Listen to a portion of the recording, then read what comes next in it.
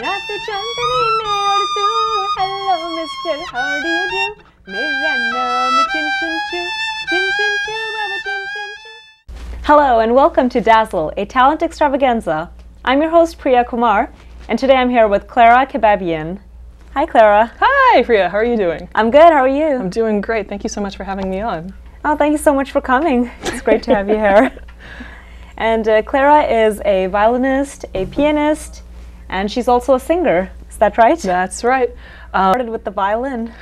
Well, I started learning at age 5, and as my parents tell it, I saw someone playing on television and that I wanted to, begged and begged and begged, and so they encouraged me along, and I've been playing now for over 20 years at this point, and just you know, it's something which, if you asked me maybe 10 years ago if I would be playing with rock bands or, you know, country or anything like that, I would have said you're kind of nuts. But just because I was classically trained, I did Suzuki method and played a bunch of music festivals, and I didn't start playing with really Boston bands until my last year of graduate school.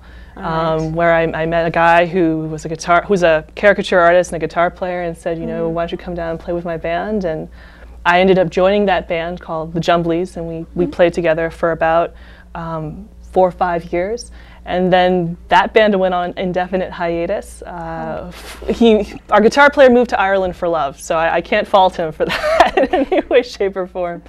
And at that time, I then got asked by other bands to join, come play on their recordings. Okay. So that sort of, the recordings then said, well, would you like to come and play with the band live? Well, then wouldn't you like to, in some cases, join the band? And so just did that, and then over time sort of evolved into this current situation, which is now I do a lot of playing with different people and a lot of different styles, like Country Mile. I play with a band called Plumerai. I play with a band called Mr. Kurt Ensemble. I play with a lot of different people, and then I also do a lot of solo work as well. I'm actually playing for Downtown Crossing, their Arts Fridays series. So at different times over the summer, I'm going to be doing performing down by Macy's as part of their summer market series. So if anyone's out that way, please do come. Again, come check it out. I'll have CDs. Actually, I just have here one example. This is Across the Universe. This is an album that I played on, put out by Low Budget Records, which is sort of a compilation of Beatles songs.